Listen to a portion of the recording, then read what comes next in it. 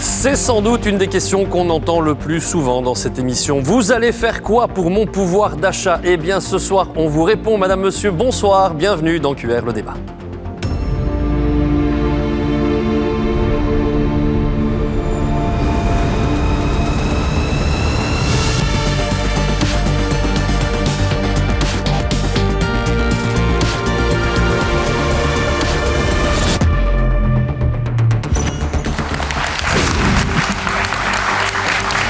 Et c'est la thématique reine de la campagne électorale, celle qui surclasse toutes les autres, votre préoccupation numéro 1. Et vous avez été très nombreux déjà à nous solliciter pour qu'on puisse poser les questions qui vous touchent plus particulièrement. Et les voici, ces questions principales via ce petit résumé. Faut-il contrôler les prix ? Ça devient hors de prix de faire ses courses, on est tous d'accord là-dessus. Comment le gouvernement va-t-il agir ? Celui-ci ou le prochain, évidemment. On va aussi s'interroger, à quand une baisse des taxes sur le travail ? On est champion sur ce secteur-là, ça, il n'y a rien à en dire. Et on n'a pas eu la réforme fiscale qu'on nous avait tellement promise. Comment est-ce qu'on va faire maintenant ? Et puis troisième question, comment se loger sans se ruiner ? Là, c'est clair aussi qu'il y a des efforts à faire parce que tout coûte cher et les propriétaires et les locataires pourraient en dire quelque chose. On en parlera d'ailleurs avec eux. Et puis enfin, les pensions. Les pensions, ça nous touche tous. Peut-on faire encore mieux ? Parce que dire que rien n'a été fait, c'est faux. Il y a des choses qui ont bougé. Mais certains voudraient que ça aille encore un petit peu plus loin. Est-ce que c'est possible ou pas ? Vous voyez qu'on a pas mal de boulot, on va le continuer ce boulot via nos réseaux sociaux, la page Facebook de l'émission QRRTBF et puis Opinio. Le QR code, comme d'habitude, il est en bas à droite, vous le scannez, vous pourrez répondre à nos questions et puis surtout nous laisser vos messages et vous savez qu'on met un point d'honneur à s'en faire le relais tout au long de ce débat. Un débat qu'on commence aussi, et là aussi on y met un point d'honneur à commencer avec la parole de citoyens, celles et ceux par exemple qui nous ont rejoints. Madame, je vais vous demander de prendre le micro avec le pull bleu. Oui madame, parce qu'à côté de vous, ce sont des messieurs. Prenez le micro et dites-nous, madame, le pouvoir d'achat, vous sentez qu'il a évolué en bien ou pas en bien ? Clairement, aujourd'hui, c'est plus difficile, oui. C'est une évidence. Sans entrer dans trop de détails, vous êtes une femme en couple, en foyer, vous vivez seule ? Je vis seule et je suis indépendante. Et les fins de mois sont de plus en plus difficiles ? On va pas aller jusque-là, mais effectivement, il y a des choses que je pouvais me permettre il y a 5 ans que je ne fais plus aujourd'hui. Un petit exemple ? Des restos. Ah oui, ok, d'accord. C'est parfois un sacrifice un peu difficile. On va voir si, à la fin de l'émission, vous pouvez espérer y retourner un peu plus souvent au resto. Allez, des messages, ça arrive déjà. Alors, on va s'y pencher. Le premier, il est envoyé via Opinio par Athéna. Pour certains, le pouvoir d'achat doublera ou triplera. Pour d'autres, beaucoup plus nombreux, il diminuera si on ne change pas le système actuel. On va sortir de ce studio un petit peu déjà pour rencontrer un autre citoyen. Frédéric Rogue est à distance. Bonsoir, monsieur Rogue. Bonsoir Sacha. On vous entend et on vous voit, c'est fantastique. Vous êtes en couple, 2 salaires dans votre foyer, j'ai cru comprendre. Mais ça ne suffit pas. Concrètement, expliquez-nous en quoi ça ne suffit pas. Ça donne quoi ? Comment est-ce que vous pouvez nouer les deux bouts ? C'est-à-dire qu'en fait, le salaire fixe des deux salaires convient pour payer nos charges fixes. Donc, c'est-à-dire l'emprunt hypothécaire, emprunt voiture, tout ce qu'il faut en fait pour travailler. Parce qu'en fait, pour être travailleur en Belgique, il faut pas mal de choses. Et ensuite, si on veut vivre, et il y a aussi mon fils que je dois payer les études, etc. Eh bien, il y a tout un cheminement de travail complémentaire à trouver. Donc, je sais au début du mois, mes charges fixes s'élèvent à combien. Et je sais que j'ai tout juste pour payer ça. Et je sais que si je veux vivre au-delà du 5 du mois, eh bien, j'ai intérêt pour le mois suivant à me trouver un planning de job complémentaire pour pouvoir me fournir des revenus complémentaires. Vous vous privez de quoi, par exemple ? Vous faites quel choix ? Disons que après le travail, on a encore boire un verre, ça c'est terminé. Le restaurant, une fois par mois, si on a un boni sur le mois. Les vacances, heureusement qu'il y a encore des voyagistes qui acceptent les éco-chèques pour aller en vacances, sinon j'irai pas en vacances. Sur les 32 jours, parce que je suis encore privilégié peut-être par rapport aux autres, j'ai 32 jours de vacances dans mon horaire fixe. Eh bien, sur les 32, il y en a 22 qui sont consacrés à du travail complémentaire et 10 qui me servent à aller en vacances parce que j'ai besoin absolument de 2 coupures, puisque je travaille minimum 6 jours sur 7. Donc, parfois 7 sur 7 quand c'est nécessaire au cas des opportunités. Et puis, il y a une énorme concurrence sur le marché. Je vois qu'il n'y a pas que les travailleurs comme moi qui ont besoin de travailler en plus, et aussi beaucoup de retraités. Et ça, on y viendra tout à l'heure sur la question des pensions, si vous voulez bien, Monsieur Rogue. On ne va pas faire tout le débat d'un coup, mais pour qu'on comprenne bien à quel point la hausse du coût de la vie nous impacte toutes et tous, on a voulu y jeter un petit coup d'œil quand même au coût de la vie, et puis on va entrer dans le cœur du débat avec nos invités politiques qui sont au centre de ce plateau. On voulait essayer d'y voir clair. Tout coûte-t-il vraiment beaucoup plus cher? On a voulu vérifier. Moon Wilkin vous répond. Depuis le passage en euros en l'an 2002, vous avez été nombreux à nous dire ceci. C'est vrai que tout a augmenté. C'est énorme, c'est énorme. Dans les faits, l'augmentation des prix ne concerne qu'une série de produits et cette augmentation a été fortement accentuée par les différentes crises qu'on a traversées, mais aussi par l'inflation. Je propose quand même d'aller jeter un coup d'œil, non, maintenant qu'on est là. Prenons le beurre, par exemple. En 2022, 100 kg de beurre, eh bien, ça valait plus de 720 €. C'est énorme. Aujourd'hui, 100 kg de beurre valent environ 575 €. C'est mieux, mais c'est toujours bien plus qu'il y a quelques années. Pour l'huile d'olive, par contre, pas question de parler d'une diminution des prix. Une bouteille comme celle-ci vous coûtera 48% de plus qu'en janvier 2022. Et puis enfin, les oignons. Je vous accorde que mes yeux ne pleurent plus au moment où je les épluche à la cuisine tranquillou, non.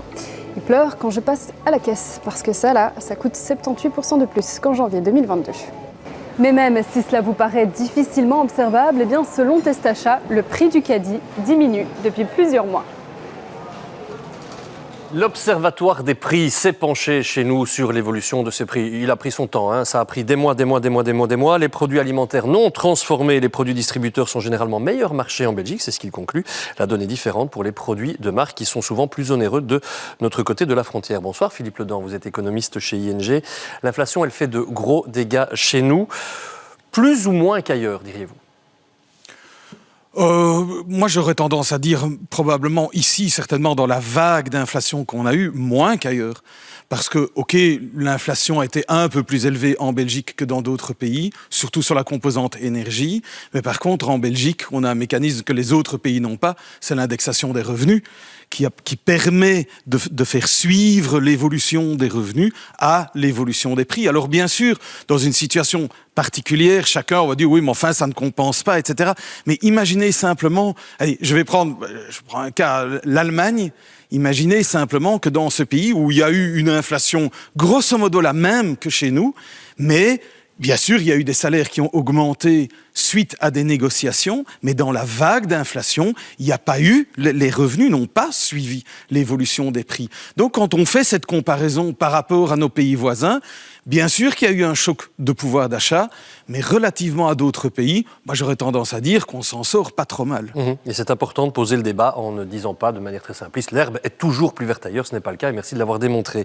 On vous a questionné via l'application Opinio, parce que quelque chose est revenu très très régulièrement, et ça valait certainement le débat. Faut-il geler certains prix? Vous êtes nombreux à le demander, mais est-ce pour autant une bonne idée? Vous pensez que oui, à 81,41%. Le chiffre est énorme. Bonsoir Willy Borsu, vous êtes vice-président et maire du gouvernement wallon.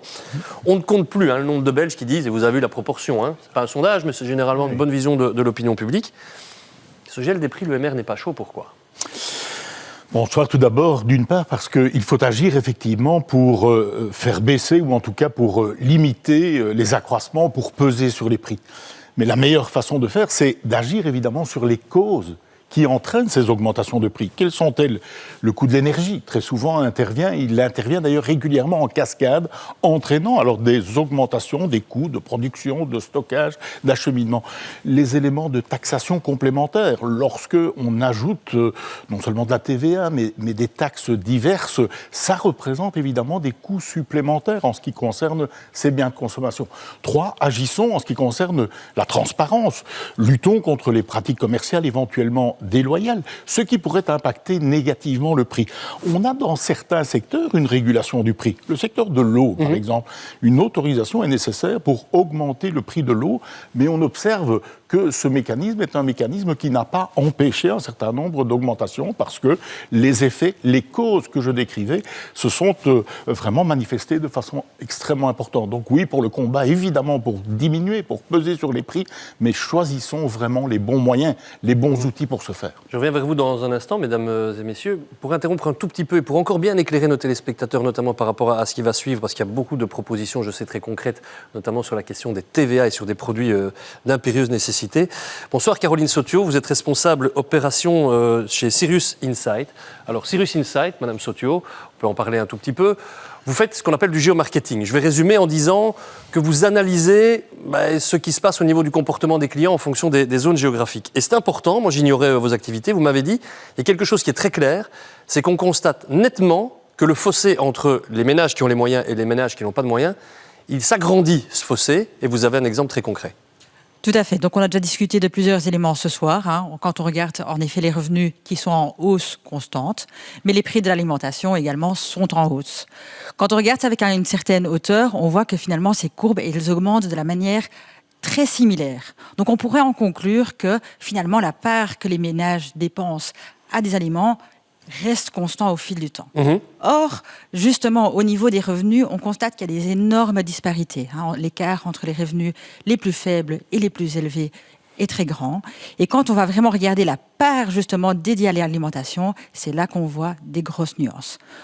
Dans les ménages avec les revenus les plus faibles, sur une période de 10 ans, la part dédiée aux courses est passée de 17% à 25%. Donc, c'est un quart du budget qui est dédié aujourd'hui à l'alimentation. Or, chez les ménages les plus élevés, on constate même une tendance inverse. Donc, là où 12% du budget, du revenu était dédié aux alimentations, aujourd'hui, on est passé en dessous de la barre de 10%. Ça, c'est évidemment la preuve que le fossé grandit, ça diminue pour les uns, ça augmente pour les autres. J'imagine que ça doit faire réagir un tout petit peu ici sur ce plateau. Gilles Van den Burg, on ne va pas réagir à ce constat, mais aux mesures, parce que c'est ça que les gens attendent évidemment de vous toutes et tous. Passer par exemple à des TVA 0% sur certains produits. Je sais qu'Ecolo appuie très très fort la mesure. C'est pas risqué, ça? Mais pour nous, en fait, dans le panel de propositions que nous avons en la matière, il est clair pour nous, il y a tout un volet d'encouragement vers effectivement ce que nous estimons être une nourriture saine. Et donc dans l'alimentation, ce sont les besoins de première nécessité, mais c'est pour ça que nous portons une mesure de baisse de la TVA pour tout ce qui est par exemple fruits et légumes, parce qu'on estime que c'est là qu'il faut aussi encourager nos concitoyens pour se dire voilà, ces aliments-là, prioritaires, de base, c'est important de pouvoir encourager nos concitoyens à aller vers ces aliments-là. Mais il y a une autre dimension que je voulais aussi mettre en avant et qui est dans notre programme et dans nos propositions, c'est que pour nous, ce qui est surtout important, c'est d'avoir un prix juste, parce qu'on parle beaucoup de prix cher ou de prix trop bas, et je suis parfaitement conscient des évolutions du caddie comme ça a été montré, mais il y a aussi un prix juste. Je veux dire, il y a quelques semaines, et c'est toujours le cas aujourd'hui, il y a un secteur qui est en grande souffrance, qui nous l'a dit régulièrement, c'est les agriculteurs, le secteur agricole. Pourquoi ? C'est pour ça que je parle de l'ensemble de la chaîne, du producteur jusqu'à la grande distribution, parce que leur coût de production, et je vais prendre un exemple schématique, peut être de 10, ils vont revendre à 9 souvent, parfois à 10, donc sans rien gagner, parfois à 9 en perdant, et puis ils vont dans la grande distribution et ils se rendent compte que le même produit, il est vendu à 20.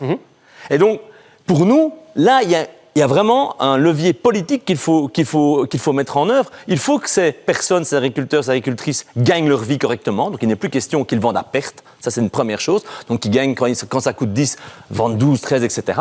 Mais ça ne veut pas dire qu'à la fin, le prix est plus cher. Ça, je veux aussi être très clair par rapport à ça. Mais il doit être juste. Et ça veut dire que d'autres acteurs, je pense à la grande distribution, mais je pense à d'autres intermédiaires, doivent aussi à un moment donné se dire, eh bien, nous allons diminuer notre profit, nous allons diminuer nos marges. Et ça aussi, comme politique, on peut le réguler et nous sommes en tout cas favorables à le faire. La TVA sur l'alimentaire, on vous a questionné aussi là-dessus via l'application Opinio. Sans grande surprise, vous estimez que c'est une vraie priorité pour près de 85% d'entre vous.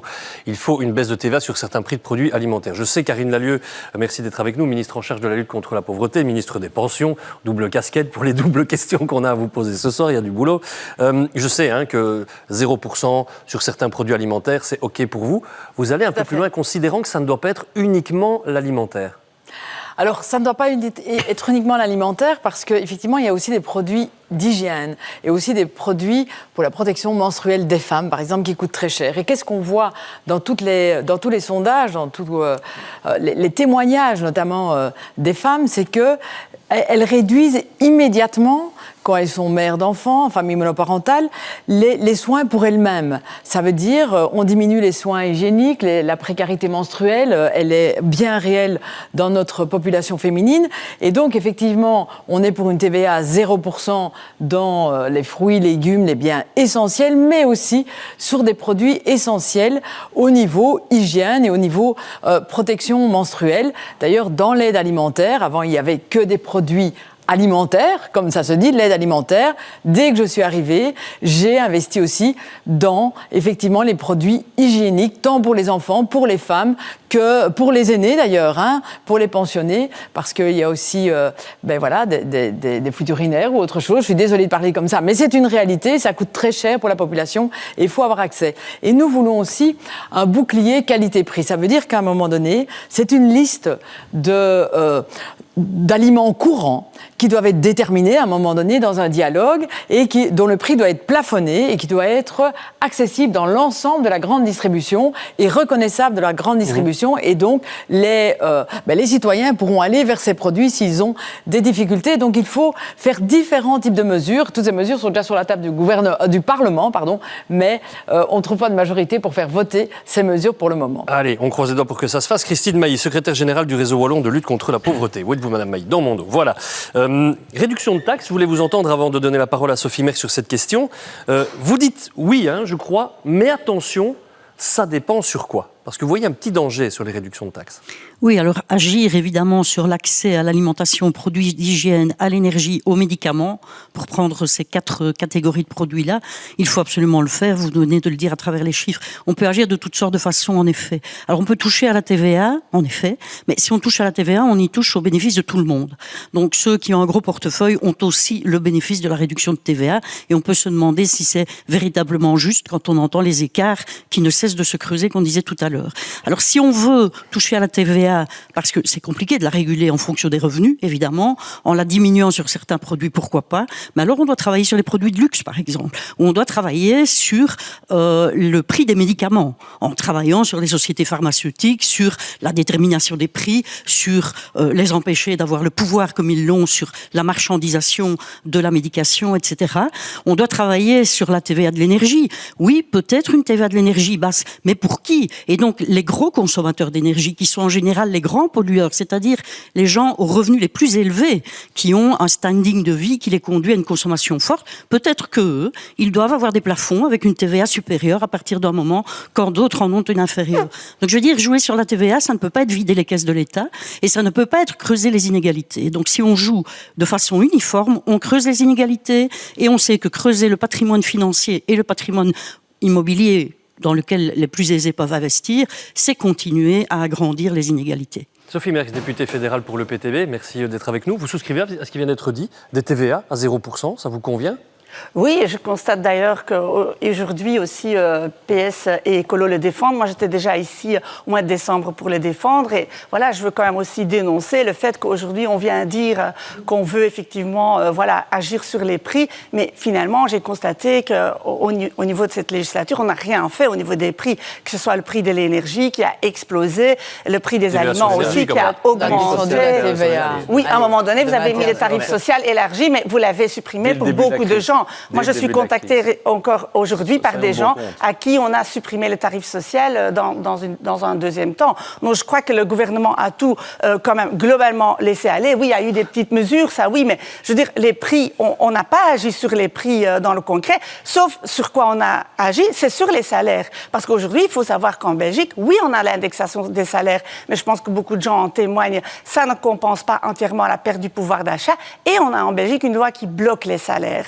Maintenant, et ça, c'est vraiment scandaleux. Et on a interdit donc quelqu'un qui travaille dans une entreprise qui fait du bénéfice, par exemple, total, plus de 18 milliards d'euros de bénéfices. Les travailleurs de cette entreprise ne peuvent pas avoir d'augmentation de salaire. En gros, donc, non, on va parler des salaires, c'est premier, mais restons sur la question des prix, parce que sinon on mélange tous les chapitres. Et en l'occurrence, vous savez qu'on va parler des salaires. Donc en l'occurrence ici, TVA 0%. Et vous estimez qu'on doit aller chercher ces gros bénéficiaires de quoi permettre finalement des TVA à 0%. C'est ça que vous demandez? Donc, en tout cas, nous, ce qu'on demande effectivement, c'est de mettre la TVA à 0%, parce que c'est quand même fou qu'en quelque sorte, quand vous faites vos courses, vous payez une taxe. Et donc, effectivement, il faudra la supprimer, comme l'a fait l'Espagne d'ailleurs. Ils ont mis à 0%, il y a déjà presque 2 ans maintenant, la TVA sur les aliments. Et donc, ça pourrait épargner à un ménage moyen environ 488 € par an. Et comment doit-on financer ça? Nous, en tout cas, ce qu'on dit, c'est qu'il faut financer ça en mettant fin à certaines niches fiscales. Par exemple, moi, en Belgique, donc, il n'y a pas de taxation sur les plus-values sur actions. Donc, moi, je vends des actions, je fais du bénéfice là-dessus. Je suis taxé à 0% là-dessus. Même au Luxembourg, c'est taxé. Donc, c'est pas normal que sur les aliments, on est taxé, mais sur, par exemple, la vente des actions, on n'est pas taxé. Donc, là, on croit qu'il y a du deux poids, deux mesures. Et c'est promis, on va venir sur cette question des salaires maintenant, parce que c'est un autre grand point qui a été régulièrement évoqué. On sait que là, on n'est pas gâté en Belgique avec les taxes sur le travail. Bonsoir, Patrick Dumont. Vous êtes coiffeur, propriétaire de salon de coiffure. Le patron que vous êtes, je dis 2 salons de coiffure parce qu'il y en a plusieurs, le patron que vous êtes voit comment l'évolution de ces salaires? Est-ce que c'est gérable? Alors c'est totalement ingérable, bien sûr, parce que, par exemple, dans notre secteur, les salaires sont augmentés et indexés lorsque l'indice pivot sectoriel est dépassé. Nous avons subi 22% d'indexation entre le 31 décembre 2019 et le 1er avril 2023, puisque les salaires viennent encore d'augmenter ici. Ils représentent aujourd'hui entre 65 et 70% du chiffre d'affaires. C'est évidemment totalement ingérable. Des secteurs comme les nôtres ont pour principale charge, bien entendu, la main-d'œuvre, et donc les coûts salariaux sont extrêmement importants. Et contrairement à ce qui avait été dit et prédit, l'augmentation de ces salaires pour le rendre plus attractif, puisqu'il est aussi en pénurie, ça ne se révèle absolument pas être vrai. Et donc, les employeurs disparaissent les uns derrière les autres. Vous avez vu peut-être hier sur le plateau de l'émission QR L'Actu, le patron de la FEB dire que 2024 et 2025 s'annonçaient mal au niveau des faillites. Est-ce que vous vous sentez concerné par ces prévisions bien pessimistes? Oui, bien sûr, parce que en dehors de mes activités à titre personnel, je m'occupe également du secteur. Et donc, nous sommes régulièrement contactés et nous avons à l'heure actuelle beaucoup d'indépendants qui ne sont pas encore remis de la crise Covid et de toutes les multiples difficultés qu'ils ont rencontrées. Ils sont encore à rembourser leurs dettes.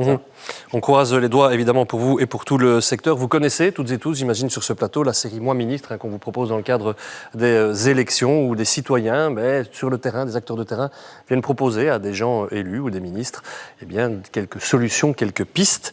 Et en ce qui concerne notamment la question des indépendants, on a recueilli ceci, regardez. Moi, ministre, je prendrai des mesures pour mieux protéger les indépendants et lutter contre l'inflation, notamment par la réduction de charges sociales et fiscales, surtout en début d'activité. Voilà quelque chose de très concret. Karine Lallieu, un indépendant qui trinque. Vous avez quelque chose à proposer pour ces indépendants qui vont pas bien? Il y a 2 choses. D'abord, si les personnes peuvent encore aller chez le coiffeur, ils se permettent d'aller chez le coiffeur, c'est parce qu'on indexe les salaires. Et effectivement, l'indexation des salaires est la meilleure protection des citoyens. Et on a aussi augmenté, parce que j'ai entendu qu'on n'a rien fait, quand on est au balcon, c'est facile de le dire. On a aussi augmenté le salaire minimum, 400 € net par mois en plus pour le salaire minimum, pour tous ces travailleurs qui se lèvent le matin. Et il faut que le travail rapporte toujours plus que le non-travail. C'est ce qu'on fait avec l'augmentation du salaire minimum. C'est une protection du pouvoir d'achat et du pouvoir de vivre simplement correctement. Donc il faut continuer ces indexations salaires. Je parle aussi de cotisations sociales et pas de charges sociales, parce que ça permet de financer une sécurité sociale. Alors bien évidemment, des aides, mais ça c'est plutôt les régions, des aides aux indépendants, il faut, et aux petites PME, c'est aussi important. Mais les aides doivent être pensées, parce qu'il y a beaucoup de subsides à l'emploi, ils doivent être pensés en fonction, effectivement, de la création réelle d'emplois. J'entends le patron de la FEB. Le patron de la FEB, de toute façon, c'est toujours trop. On le sait, Timmermans, chaque fois que je suis sur le plateau de télévision, l'indexation, c'est pas bon, les salaires minimums sont trop élevés, il faut diminuer tout, et il faut juste pas diminuer les actions pour les actionnaires, et il faut aussi diminuer les taxes pour les riches. C'est pas ma vision. Ma vision, c'est une redistribution et un partage. Et moi, je suis d'accord d'aider des PME, des petits indépendants, s'il y a création d'emplois. Aujourd'hui, c'est vrai que beaucoup de patrons demandent une diminution de cotisation de social sans création d'emplois, c'est inacceptable. Il faut redistribuer les richesses parce qu'on voit que dans les grosses entreprises, les actions et les actionnaires gagnent de mieux en mieux leur vie et que le capital gagne de mieux en mieux sa vie et donc il faut effectivement faire en sorte d'avoir une redistribution. Ce que j'entends me choque. En fait, les premiers témoignages montrent tous que le poids de la fiscalité directe ou indirecte sur le travail est chez nous insupportable. Pour les travailleuses et travailleurs, mais aussi pour les employeurs. Nous avons par ailleurs en Wallonie et à Bruxelles un taux d'emploi privé qui est inférieur à ce qu'il devrait être. Le combat qui doit être prioritaire et qui est celui du MR, qui est le mien, c'est de diminuer le coût du travail, d'augmenter le salaire net, le salaire poche des travailleurs, en commençant évidemment... Tous les travailleurs ? En commençant évidemment par les bas et moyens salaires. Vous n'avez pas accepté une réforme fiscale alors ? Un différentiel, s'il vous plaît. Ce n'était pas une réforme fiscale, c'était un transfert fiscal. Vous preniez dans une poche pour la mettre dans l'autre, mais les poches des mêmes personnes ne se retrouvent pas du tout, c'est pas correct. Laissez-moi terminer mon propos, s'il vous plaît. On le voit. Si l'employeur qui vient de s'exprimer décide d'une augmentation, par exemple, pour son travailleur ou pour son employé, l'essentiel va retourner vers l'État sous forme de cotisation sociale ou bien encore sous forme de fiscalité. Nous souhaitons qu'il y ait un différentiel réel, net, entre celui qui travaille et celui qui ne travaille pas. Et c'est l'autre enjeu, ce différentiel de 500 €, de manière à encourager toutes celles et ceux qui travaillent ou qui veulent travailler. Vous ne pouvez pas provisoirement agir sur les bas et les moyens salaires, justement, sans blocage de cette réforme fiscale et dire on verra le reste des salaires après ? Tout l'enjeu est effectivement de financer la réforme fiscale. Ce n'est pas la réforme fiscale qui nous était proposée, avec une fiscalité qui allait s'accroître sur un certain nombre de produits, en ce compris des produits de première nécessité, des produits agricoles. La réforme fiscale consacrait 1,7 milliard de prélèvements supplémentaires sur la consommation, sur la TVA, sur un certain nombre de... Vous avez bloqué l'augmentation des salaires et la réforme fiscale. Le deuxième point sur lequel je veux vraiment insister, pour conclure, nous avons besoin, forcément pour alimenter l'activité, nous avons besoin de plus de personnes qui travaillent, d'activer le marché de l'emploi, de créer vraiment cette volonté de travailler et le cas échéant. Je viens sur la question des taxes sur le travail. C'est promis, on va venir là-dessus et je sais que PS et MR ont encore des choses à se dire. Je devais être clair, en quoi j'allais laisser... Et on va y revenir. Un message là-dessus, sur ces questions qui nous arrivent une fois de plus via nos réseaux sociaux, on le découvre. Via Facebook cette fois-ci. Sabine, j'ai plus difficile maintenant qu'il y a quelques années, seule avec mes filles, alors que j'étais nettement moins bien rémunéré que maintenant. Cherchez l'erreur. Toujours à propos de cette série Moi ministre, on va se retourner vers l'écran parce que les gens dans la rue ont des choses à dire et des choses à proposer. Regardez. Moi ministre, j'augmenterai le salaire net des travailleurs sans impacter les charges sur le patronat. Grande question qui tourne autour de la réforme fiscale. On y revient, Sophie Merckx. Cette réforme fiscale, allez, je vous pose la question sous une autre forme. Elle doit concerner qui ? Les bas, les moyens salaires, on a dit que c'était une priorité du côté du MR. D'accord là-dessus ? Ou pour vous, il faut mettre tout le monde dans le même paquet et faire la réforme fiscale pour tous ?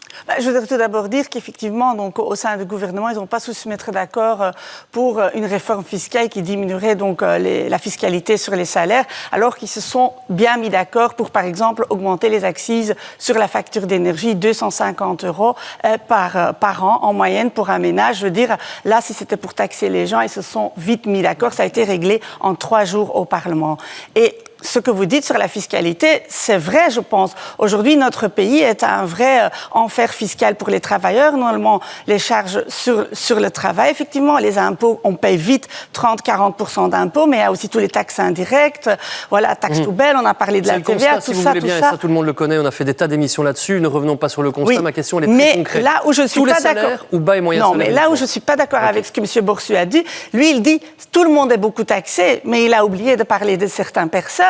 C'est-à-dire les ultra-riches, les super-riches. Dans notre pays, il n'y a pas de taxation sur le patrimoine. Moi, comme je vous ai dit, si je gagne 30 000 € sur, par exemple, le fait que je vends des actions, je paye 0 € d'impôt. Si je gagne 30 000 € par mon travail, effectivement, je suis vite taxé à du 30%. Il est là l'inégalité. Mais ça, bien sûr, le MR, il les cache. Et ça, c'est le vrai tabou. Ça, c'est le vrai tabou. Je connais ce propos-là. Mais s'il vous plaît, est-ce que je peux vous demander, et je vais vous demander de faire court, parce qu'alors sinon vous répondez jamais aux questions et puis vous finissez par prendre du temps d'antenne. En l'occurrence, tous les salaires ou uniquement les bas et les moyens salaires, je vous laisse 3 secondes. Pour le PTB, effectivement, il faudra revoir la fiscalité sur l'ensemble des salaires. Voilà, on y est arrivé. Merci de répondre aux questions d'abord et puis de développer après. C'est respectueux des gens qui ont posé les questions et en l'occurrence, ce sont des citoyens. Merci pour eux. Gilles Van den Burg, tous les salaires pour le PTB, Oui, alors je laisse le PTB à son programme. Je suis assez surpris parce qu'effectivement, pour nous, il faut cibler. Je pense que c'est ça le problème souvent dans ce pays, c'est quand on fait des réformes ou quand on cible mal. Et moi, ici, ce que j'entends, c'est effectivement un indépendant qui a quelques salons de coiffure. Ce sont des personnes qui ont du mal avec des salaires d'employés. Et c'est là où, pour nous, il est fondamental d'agir. Donc, notre réforme fiscale... Mais oui, alors totalement. Notre réforme fiscale, c'est 300 € net par mois pour... alors, les bas et moyens salaires, et très concrètement, on va juste plus ou moins la moitié des travailleurs et travailleuses dans ce pays, donc ce qu'on appelle le salaire médian, autour de 4 500 € brut par mois. Si on a un peu plus de réserves budgétaires, pourquoi pas aller évidemment plus loin, mais ça, c'est la priorité. Ça, c'est pour nous la priorité. Et comment on le finance? Parce que ça, pour moi, ça, c'est le débat, parce que tout le monde est d'accord. Moi, j'entends plus un parti qui ne dit pas on va diminuer la fiscalité sur le travail, tant mieux. Hein, on se mettra autour de la table, j'espère, directement après les élections, quels que soient les partis autour de la table. Mais comment la financer? Il n'a jamais été question, et vous le savez bien, dans le dernier projet du ministre Van Peteghem, il n'a jamais été question d'augmenter la TVA sur des biens de première nécessité ou augmenter la TVA. Il était question, et ça c'est notre projet, donc moi je vais prendre le projet ici écologiste, d'aller effectivement demander une contribution aux épaules les plus larges. Ça c'est notre projet, de dire on va chercher 3 milliards parce qu'on est dans ce ordre de grandeur-là, aux épaules les plus larges. Donc pour nous, c'est plus d'1 million d'euros net en dehors de la maison et de l'outil de production. Mais en gros, c'est de 3 à 5% des Belges les plus aisés. Donc c'est pas du tout la classe moyenne, c'est pas du tout l'ensemble des personnes qu'on vient d'entendre, enfin je pense, témoigner ce soir. Par contre, ces 3-4 milliards-là seront entièrement injectés pour diminuer la fiscalité sur le travail, mais en ciblant. Effectivement, il y a toute une série de personnes, on estime que dans un premier temps, elles n'ont pas à avoir leur fiscalité diminuée sur le travail. Par contre, bas et moyen salaire en priorité. Et donc, ça, on a bien compris. Et par rapport, quand même, juste à ce que pour conclure, si vous voulez bien, parce que votre temps il n'est pas question non plus de de faire un trou dans le budget. Donc, il faudra la financer, cette réforme fiscale. Et moi, je pensais que pour les libéraux et les conservateurs, c'était important l'équilibre budgétaire. Je suis surpris que vous souhaitez juste faire un trou. Pour nous, ce n'est pas envisageable. Il faut équilibrer. Je vais revenir, messieurs, si vous voulez bien. Je vais tenter de faire en sorte que ça s'apaise un tout petit peu. Je reviens vers vous dans un instant. Et pour que ça s'appelle un tout petit peu, généralement, j'ai une petite bouée de secours dans des plateaux comme cela. Elle s'appelle Christine Mailly. On ne s'est pas énervé. Je retourne vers vous, Christine Mailly. On avait promis une réforme fiscale. Vous entendez que ça se chamaille encore un peu. Ça, c'est le fameux nœud du problème. Elle n'a pas eu lieu, cette réforme fiscale. Ça vous inspire quoi? Mais je pense que de ne pas faire une réelle réforme fiscale en profondeur, c'est affligeant parce qu'il y a des années qu'on en parle d'une réforme fiscale. Il y a des années que les opérateurs de terrain, les acteurs de terrain qui rencontrent la population savent qu'il faut agir. Il y a des années qu'on sait qu'il faut la construire sur base d'une équité. On doit aller chercher plus de moyens dans une réforme fiscale chez les gens qui ont des portefeuilles confortables, des portefeuilles confortables en argent et en patrimoine, et ça ne les rendra pas pauvres, ça les rendra plus solidaires. Parce que je pense qu'une réforme fiscale, c'est aussi toujours rappeler que l'argent qui rentre dans les caisses de l'État, en principe, c'est pour y développer valablement du bon service public, une bonne sécurité sociale, des bons droits aux citoyens, une garantie d'un accès à du logement social qui est bien trop manquant aujourd'hui, etc. Donc il faut rappeler aux gens que ce qui entre dans l'assiette commune, c'est de l'argent différé dont on va bénéficier quand on va se faire soigner, etc. C'est important de le rappeler, mais il faut la rendre plus juste. Évidemment qu'il y a des gens qui travaillent aujourd'hui qui sont trop vite beaucoup fiscalisés. Moi, j'en vois dans mon équipe, en fonction de leur composition de ménage, en fonction de leur réalité, etc. Il y a des inégalités, des injustices. Et il n'est pas normal que toute somme d'argent gagnée qui rentre dans un ménage ne soit pas visée par la fiscalité, mais en fonction d'une équité. Il n'est pas normal, en effet, que des revenus qui reviennent des actions, des obligations, etc., ne soient pas fiscalisés. Il n'est pas normal que des revenus qui viennent de loyers lorsqu'on est propriétaire, particulièrement multipropriétaire, ne soient pas fiscalisés. Il n'est pas normal que des plus-values ne soient pas fiscalisées. Pourquoi est-ce que la force physique et intellectuelle des gens consacrés au travail devrait être fortement fiscalisée et trop fortement pour les bas salaires, alors que l'ensemble d'autres ressources, parfois beaucoup plus facilement acquises, ne le seraient pas? Je reviens à vous, Willy Boursu. On y revient un tout petit mot sur cette question. Vous n'en démordez pas. Plus de gens au travail, c'est fondamental. Et sans ça, pas de réforme fiscale. Mais je vais illustrer mon propos pour être extrêmement précis, parce que la réforme fiscale que nous proposons, elle est alimentée par différentes sources, mais une des sources principales, c'est le fait effectivement de ramener beaucoup plus de gens sur le marché du travail. Il y a d'ailleurs une série de métiers en pénurie. Un emploi créé représente, suivant les statistiques, de l'ordre de 28 000 € de recettes en plus et de dépenses en moins, rassemblées pour l'État. il y a aujourd'hui, on le sait, 260 000, un petit peu plus même à l'échelle du pays, demandeurs d'emploi indemnisés. Il y a un grand nombre de personnes qui sont éloignées du marché du travail pour des raisons de maladie de longue durée. Peut-être qu'une partie de ces personnes accompagnées pourraient aussi rejoindre le marché du travail. Nous avons un objectif de taux d'emploi de 80% à échéance de 2030. Beaucoup disent que ça ne suffira pas. Le fait, effectivement, de ramener, non seulement pour le marché du travail, toutes ces ressources humaines, mais aussi en termes d'activité, de consommation de ressources, est un élément absolument central. Deuxième petite correction, si vous le permettez. Très courte. Dans la réforme fiscale, il y avait une série de taux dont il était proposé qu'ils passent de 6 à 9% sur des produits, en ce compris des produits agricoles, de produits de nécessité. On allait rechercher chez la classe moyenne à travers la diminution. Là-dessus, il y a un débat autour d'un texte que nous n'avons de toute façon pas sous les yeux, soyons clairs, et on va parler un tout petit peu. Rapide réaction, Karine Lallieu, si vous voulez bien. J'aimerais bien d'abord revenir sur la réforme fiscale. Il est clair que l'on veut évidemment 300 € en poche en plus pour l'ensemble des travailleurs et les bas et les moyens salaires. C'est ça par quoi il faut commencer, en allant taxer évidemment les ultra-riches. Et là, ça pourra permettre, et globalisation des revenus aussi, comme l'a dit Christine Mailly, de taxer l'ensemble des patrimoines. Ça pourra permettre de faire, de financer cette réforme fiscale. Mais ce que j'entends émerger m'effraie, Monsieur Boursu. Vous parlez d'une économie... Non, je ne parle pas du travail. Vous parlez de, pour financer une réforme fiscale, c'est dans le programme MR, d'une économie de 5 milliards d'euros sur la sécurité sociale et les soins de santé. Ça veut dire quoi? Ça veut dire que l'hôpital, les infirmières, les médecins qui étaient en crise, vous leur donnez une gifle. Ça veut dire que le patient va payer plus cher. Donc nous voulons une réforme fiscale en touchant à ceux que vous protégez depuis le départ. C'est pour ça que vous n'avez pas voulu cette réforme fiscale dans ce gouvernement. Monsieur Boursu, je ne vous ai pas interrompu. Nous, on veut aller chercher chez les plus riches, chez les plus nantis, chez le patrimoine global pour diminuer cette pression sur le travail. Par rapport au travail, on n'a jamais, je voudrais simplement en conclusion, si vous voulez bien, on n'a jamais eu autant de personnes au travail, il faut le dire. Ce gouvernement a 5 millions de personnes au travail et a créé 300 000 emplois. Je pense que vous étiez membre de ce gouvernement et qu'on peut en être fier, et fier du ministre du Travail, Pierre-Yves Dermagne, parce que effectivement, il y a beaucoup de personnes au travail. Et nous devons continuer. Mais pour continuer, il faut effectivement des salaires corrects. On ira checker, évidemment, cette histoire des 5 milliards, parce que je comprends que, et je n'ai pas les textes sous les yeux encore une fois, et je n'aime pas qu'on mène des débats sur des textes que je n'ai pas et des informations qu'on ne peut pas vérifier, mais vous savez qu'on a à la RTBF une cellule qui s'appelle Décrypte. Ils sont redoutables. Et donc, dans quelques jours, parce qu'on ne veut pas commettre d'erreur, on va prendre le temps de vérifier ça et de vérifier si oui ou non il y a bien, donc, dans le programme du MR, ces fameux 5 milliards dont on vient de parler. Vous aurez la réponse. Vous dites que non, vous dites que c'est oui, on verra qui a raison. Et le taux d'emploi en Flandre. J'avance, monsieur Boursu, si vous voulez bien.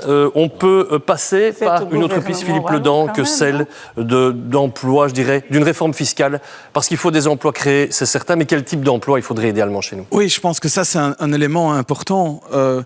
Bien sûr, il y a des choix politiques qui doivent être faits sur la fiscalité. Il ne faut pas en oublier, et cette fiscalité peut avoir un impact sur le dynamisme de notre économie, il ne faut pas le nier. Mais il y a plein d'autres choses à faire pour que, finalement, on ait une économie qui soit davantage prospère. On a parlé des emplois qui ont été créés, ça a été rappelé dans le rapport de la Banque nationale. L'année passée, par exemple, qui a été une année pas mauvaise en matière d'emploi en Belgique, 2/3 des emplois qui ont été créés l'ont été dans le non marchand. C'est pas que c'est trop. Le problème, c'est qu'il n'y a pas assez d'emplois qui sont créés dans des secteurs qui vont générer beaucoup plus de valeur ajoutée encore, sur laquelle on va pouvoir aller allègrement ponctionner, ramener des revenus pour l'État et financer d'autres politiques. Donc la prospérité d'une économie, notre capacité... C'est la même chose, que ce soit les emplois créés, que ce soit le taux d'emploi qu'on doit viser, c'est qu'est-ce qu'il y a derrière. Il y a plein de projets pour le moment, que ce soit dans la transition énergétique, il y a plein de nouveaux secteurs qui sont en train de se développer. Regardez ce qui se passe aux États-Unis, ils sont en train d'attirer plein d'entreprises dans des nouveaux secteurs, avec des emplois à la clé, avec beaucoup de valeur ajoutée. Et ça, il faut pouvoir arriver à beaucoup mieux capter sur notre sol pour après en faire ce qu'on veut. Ça, c'est et des emplois qui rapportent, c'est de l'argent qui rentre évidemment dans les caisses. On doit passer au logement et avancer dans ce débat parce que le logement, vous avez été très nombreux à nous en parler, ça coûte de plus en plus cher. On vous a questionné là-dessus dans la rue Maud Wilquin était à Jette.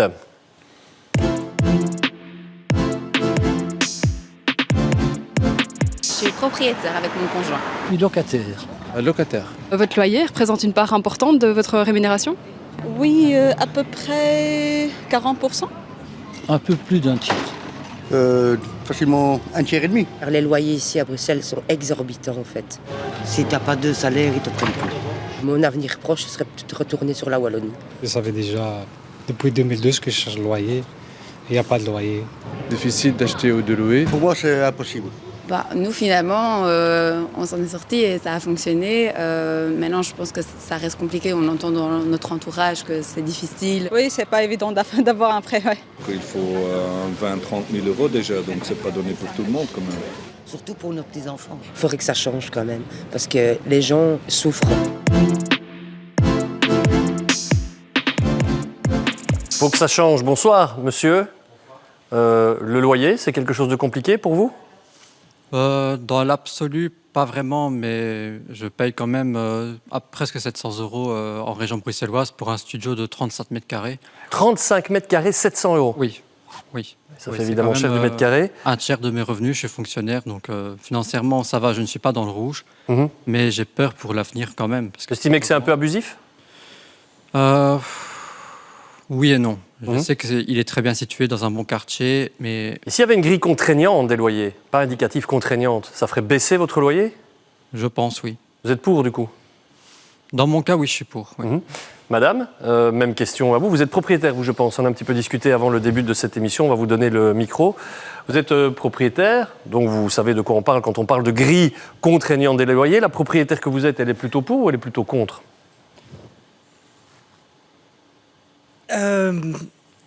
Je suis pour qu'il y ait une égalisation, pour que ce soit fait de façon raisonnable, documentée, étudiée.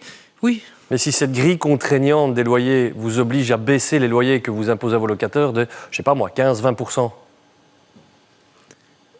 Je ne sais pas. Vous êtes en train de devenir contre. D'accord. Je peux être neutre ? Vous pouvez être neutre, évidemment. Ça fait partie du jeu. Merci à vous, en tout cas, de nous avoir répondu. Bonsoir, Pierre d'Offenbach. Vous êtes, vous aussi, propriétaire de plusieurs appartements, je pense, et c'est vous dire si la problématique du logement vous concerne. Vous louez, vous accepteriez une grille contraignante des loyers ? Je pense qu'il faut penser à l'effet court terme et à l'effet moyen-long terme. Donc, sur le court terme, il y a peut-être un effet positif. Mais sur le moyen et le long terme, c'est un effet très négatif puisque ça va diminuer le nombre de logements. Et donc, je suis contre. Vous pensez que ça risque d'avoir un impact négatif sur les biens que vous louez ou pour l'instant, vous n'en êtes pas encore tout à fait certain ? Sur les biens que je loue, non, pas directement, mais je pense que ça va faire que les gens hésiteront à investir dans l'immobilier. Ce serait votre cas, une grille contraignante ferait que vous n'investiriez plus dans l'immobilier ? Oui, certainement. Mais c'est important de l'entendre, ça, et on vient d'avoir finalement des visions un peu différentes. Karine Lallieu, deux réalités différentes. Le PS dit quoi ? Grille contraignante ? Grille contraignante, encadrement des loyers en fonction de leur localisation et en fonction, effectivement, leur isolation énergétique et leur qualité. Alors, c'est aussi un travail win-win, je pense, entre le locataire et le propriétaire. Parce que aujourd'hui, ce qu'on vit, c'est effectivement les grosses sociétés immobilières. Je vais expliquer, par exemple, les logements à Tour et Taxi, des centaines de logements qui sont là, par des sociétés immobilières qui fixent les prix, effectivement, bien trop hauts pour les salaires des Bruxellois. Bien trop haut, quand j'entends monsieur, ce n'est pas acceptable.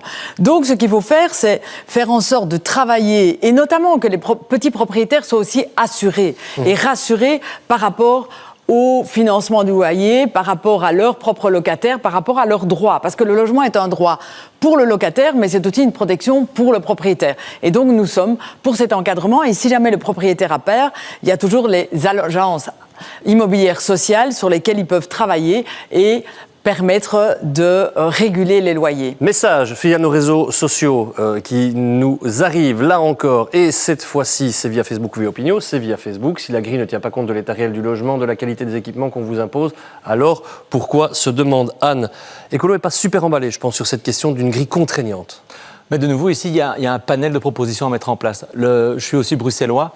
La problématique du logement à Bruxelles et dans certaines communes à Bruxelles, c'est vraiment une priorité politique. Totalement fondamental. Pourquoi ? Parce qu'on voit trop de jeunes ménages qui arrivent, qui font leurs études à Bruxelles. Premier boulot, on a 2 salaires. Et puis après, en fait, on se rend compte qu'on ne sait plus rester dans la région, dans notre ville, dans notre capitale. Et moi, comme responsable politique bruxellois, c'est quelque chose qui me préoccupe beaucoup. Et donc, 2 choses. Sur cette législature, c'est une compétence régionale. Donc, au niveau du gouvernement bruxellois, il y a un comité paritaire locataire propriétaire qui a été mis en place. Et nous pensons que c'est dans ce cadre-là aussi qu'il faut en tout cas repérer les abus. Repérer là où il y a clairement eu des abus. Et donc, dans ce cadre-là, entamer une discussion et mettre un plafond quand c'est nécessaire. Il y a aussi une lutte qui, pour nous, est très importante, c'est contre les logements vides et les logements insalubres. Malheureusement, à Bruxelles, il y en a beaucoup. Et il y a un droit qui existe, qui a été mis en place à Bruxelles, ça s'appelle le droit de gestion publique, et qu'on n'applique pas assez souvent. C'est par exemple dire que l'État, la commune, reprend en main un bien.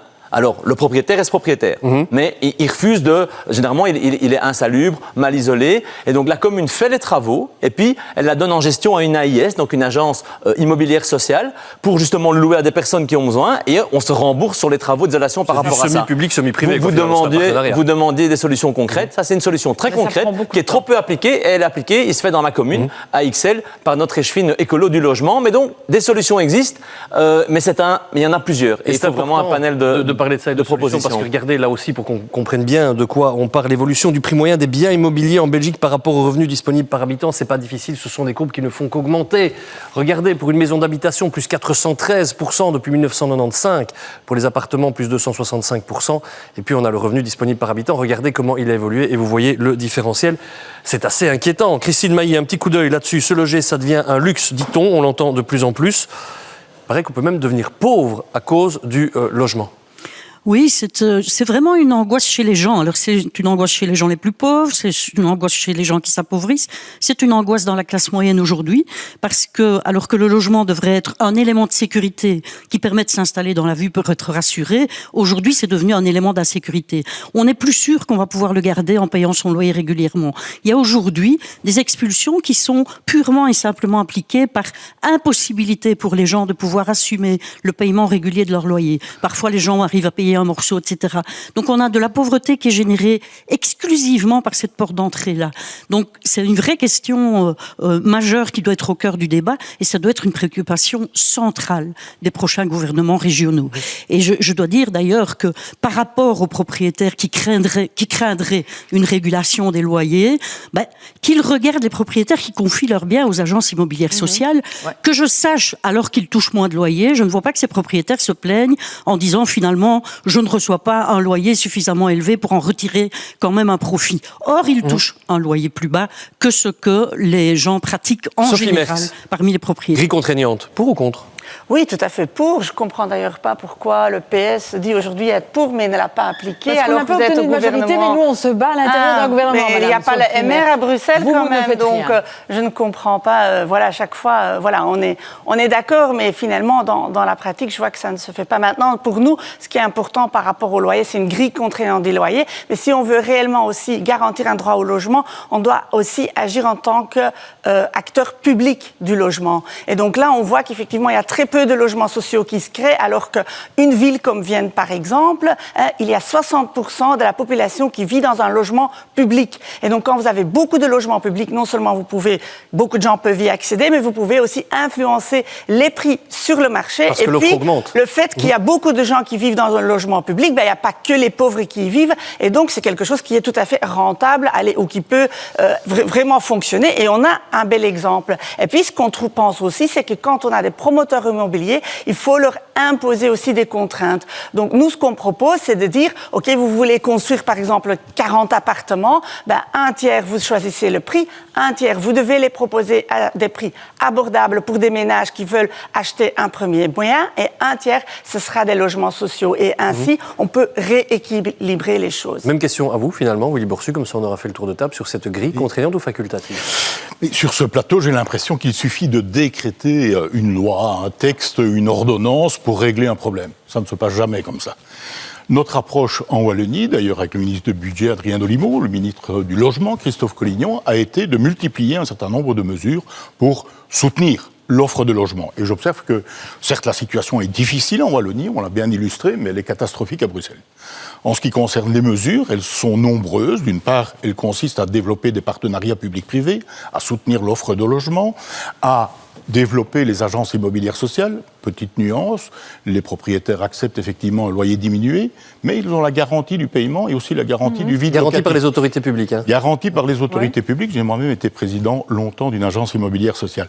Mais on doit continuer, bien sûr, en soutenant l'investissement privé, en ne le faisant pas fuir. Parce que, bien sûr, il y a un certain nombre de multipropriétaires. Les revenus sont alors fiscalisés, je me permets de le corriger également. Mais par ailleurs, un grand nombre de propriétaires sont des gens de la classe moyenne, des indépendants, des gens en fin de carrière qui ont investi dans leurs biens ou qui ont gardé le bien familial de la génération d'avant. Ne faisons pas fuir cet investissement, il est indispensable. Et croire une seule seconde que l'État ou la région, j'ai cru comprendre qu'il y avait de grosses difficultés financières dans le secteur du logement à Bruxelles, va pouvoir investir et gérer soi-même merveilleusement l'ensemble des logements ensuite mis à disposition, c'est vraiment un leurre. Juste un petit mot.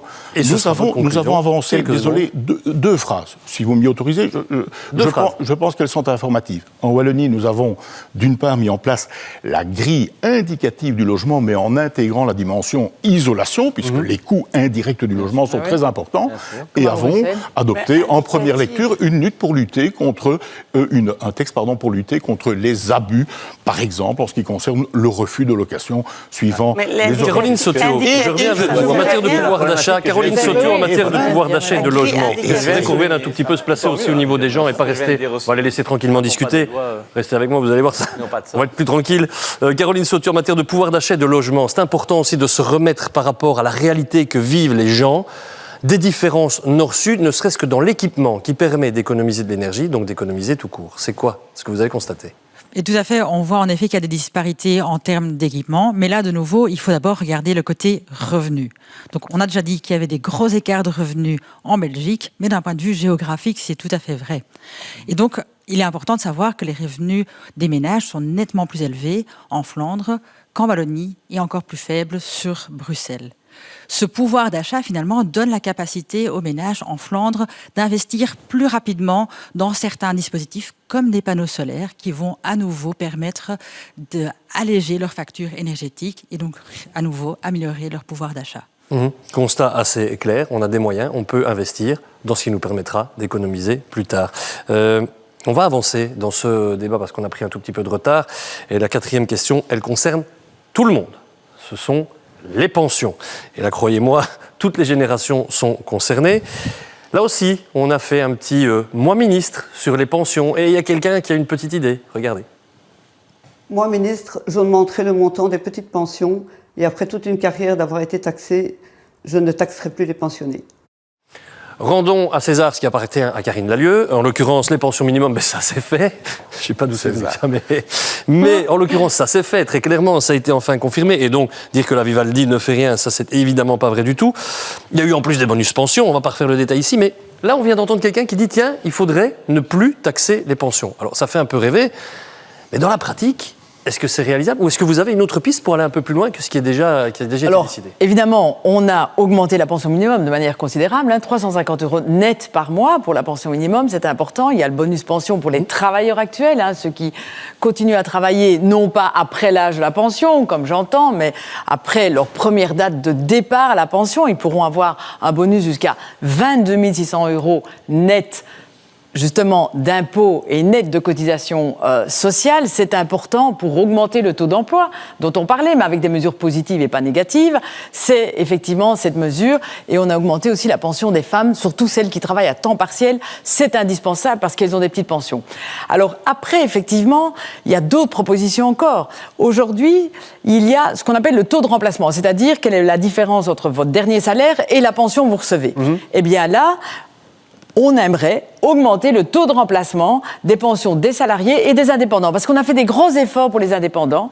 On a éliminer le coefficient de correction, ça veut dire que maintenant une pension d'indépendant sera identique à la pension des salariés, parce qu'on travaille aussi pour les indépendants et je voulais faire quelque chose pour les indépendants. Mais on devra continuer à travailler pour augmenter les pensions des salariés et des indépendants pour qu'ils puissent vivre plus dignement et augmenter aussi la pension des femmes qui travaillent notamment à temps partiel parce qu'effectivement il faut plus de solidarité intra-familiales, bien évidemment. Donc, Willy on doit Boursu. continuer à travailler pour des pensions dignes pour l'ensemble de nos aînés. Vous avez salué, Willy Boursu, je pense, à des avancées en matière de pension. Je pense que tout le monde les salue, et puis après, à des degrés divers, évidemment.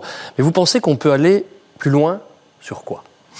Donc effectivement, moi je tiens à souligner le travail du gouvernement et du tandem Karine Lallieu, David Clarinval, parce que les mesures ont été effectivement décidées et elles ont un impact significatif, aussi bien d'ailleurs pour les salariés que pour les indépendants.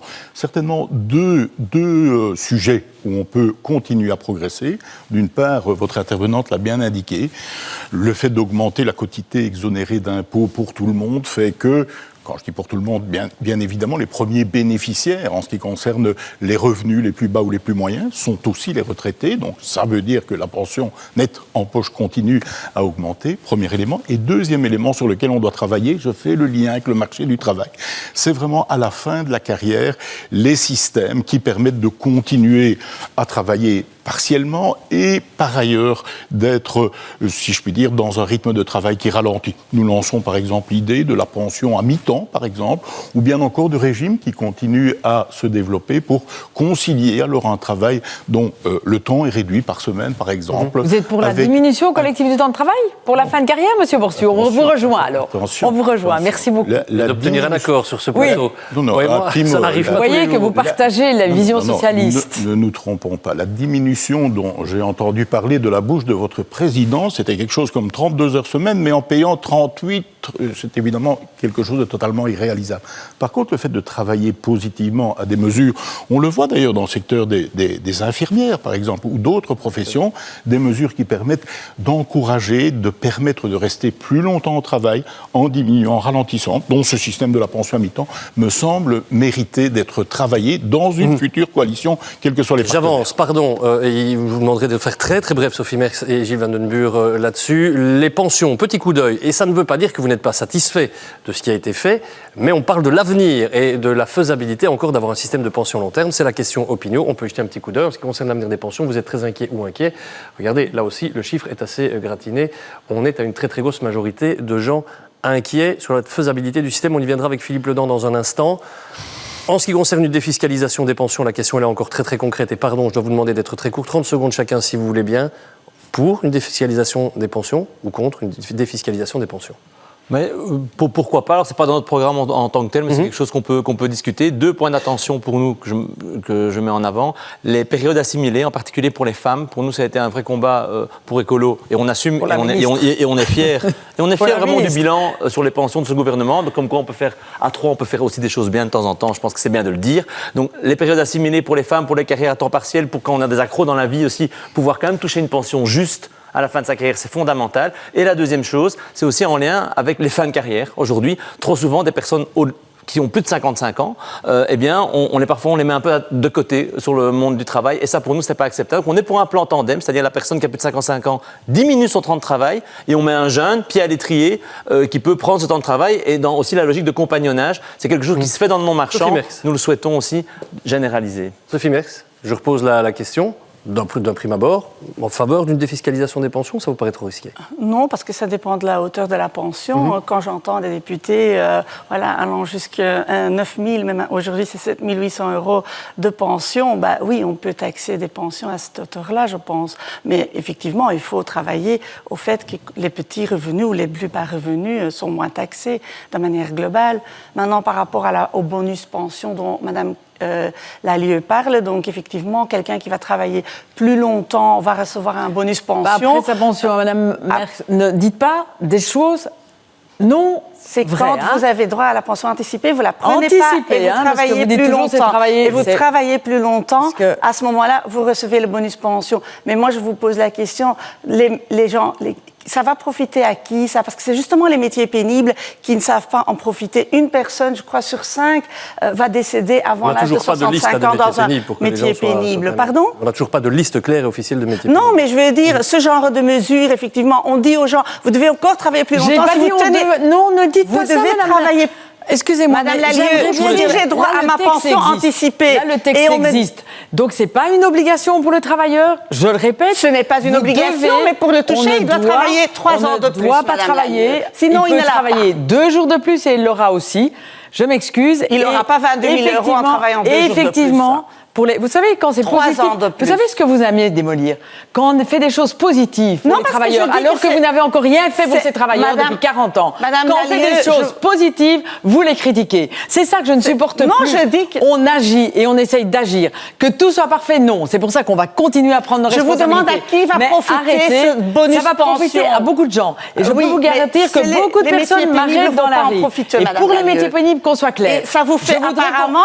S'il vous plaît, ça on vous va énerve que je le là-dessus. dise, mais On a je vais entendu. dire ça. On a entendu. Pour On a les entendu métiers qu'avec pénibles, ceci, je c'était voudrais pas qu'on correct puisse dans le arrêter texte. après 40 ans de carrière. Oui. Oui, mais c'est pas décidé. Excusez-moi, je pense que ça devient un tout petit peu inaudible. Parce que j'avais pas la majorité. Ça devient un tout pour le petit peu moment, il n'y a inaudible. aucune Et je vais- solution. Je comprends Et que quand vous les n'étiez gens pas disent d'accord, qu'ils vous sont avez pu inquiets, corriger, c'est vous justement avez à lancé cause de quelque ça. chose, et voilà, il y a Les gens manifestement des n'arrivent pas à choses où vous n'étiez travailler. absolument pas L'âge de la d'accord là-dessus. pension, Je vais me 65 retourner vers ans. Philippe Il est Ledent. où, là Philippe Ledent, pardon pour ça, mais voilà, il y a parfois un peu de tension, et il faut pouvoir la laisser vivre comme il faut pouvoir y mettre fin à un moment donné, en tout cas avant minuit. Philippe Ledent, simplement, et pardon, je vais devoir vous presser un tout petit peu, comme je presserai Christine Mailly de conclure cette émission, le système des pensions, pour assurer un tout petit peu l'inquiétude qu'on vient quand même de percevoir via Opinio, on doit s'inquiéter pour l'avenir des pensions, pas pour ce qui existe aujourd'hui, mais pour ce qui va se passer dans 10-15 ans. Oui, je pense que les résultats l'ont très bien montré et je ne peux qu'aller dans ce sens. Il y a eu un gros travail qui a été réalisé sur les situations personnelles, on l'a dit, et la meilleure preuve en est, au final, c'est que le risque de pauvreté des personnes au-delà de 65 ans a très clairement diminué sur les 10-15 dernières années. Merci de le dire. Après, sur le système des pensions, compte tenu du vieillissement de la population qui va nous occuper pendant les 20 prochaines années au moins, moi je veux bien prendre le pari que dans les 10 prochaines années, il faudra une réforme profonde du système des pensions. Donc pas au niveau des mesures individuelles, mais du système des pensions. Christine Mailly, le mot de la fin pour vous, comme souvent quand vous êtes présente sur ce plateau, il va falloir le faire un petit peu plus court que d'habitude cette fois-ci. Ma question, elle est assez simple. Aujourd'hui, quand vous suivez le débat, comme vous l'avez suivi avec attention et en intervenant, plutôt optimiste sur des choses qui vont bouger ou plutôt pessimiste parce qu'on est bien coincé? Alors, on est bien coincé. Mais je n'ai ni envie de dire optimiste ou pessimiste, j'ai envie de dire que la responsabilité de ceux qui vont aux élections maintenant, c'est d'avoir l'ambition, d'avoir un projet solide pour permettre aux gens de repartir à la reconquête du pouvoir de vivre. Et le pouvoir de vivre, c'est avoir des droits structurants sécurisés. Et le faire comment? Le faire en mettant les inégalités au cœur de tous les choix politiques qui doivent se poser. En disant quoi? En étant honnête, en disant... On ne veut pas toucher à la fiscalité, mais oui, il faudra plus de fiscalité demain pour rencontrer les enjeux qui sont là, mais il faudra qu'elle soit plus juste et qu'elle atteigne plus ceux qui ont plus de moyens et moins les autres. Et dire quoi aux gens qui sont dans l'aisance, dans la grande richesse et qui ont beaucoup de moyens? Mais ça ne vous fera pas mal d'être un peu plus solidaire en mettant dans l'escarcelle commune, parce que par contre, ça fera la paix et la démocratie, et ça fera moins de conflits dans une société. Et on peut être solidaire sans s'appauvrir. Mais par contre, ça permet de contribuer à ce que l'ensemble de la société puisse tenir. C'est ça l'enjeu des politiques et c'est vers ça que des élus doivent aller pour la prochaine législature, de mon point de vue. On conclut là-dessus. Merci à vous, merci à nos invités. On va faire cette petite conclusion au pas de charge avec, comme de coutume, un petit coup d'œil sur la une du magazine Moustique qui est sorti aujourd'hui. Vous constaterez qu'il y a finalement encore quelques dossiers intéressants. Wallonie, les circuits du plaisir, tout un programme, mais c'est de tourisme dont il s'agit parce que je voyais certains qui ouvraient de grands yeux. Et puis je remercie évidemment toute l'équipe qui m'a permis de vous présenter cette émission qui va être suivie par Objectif Santé.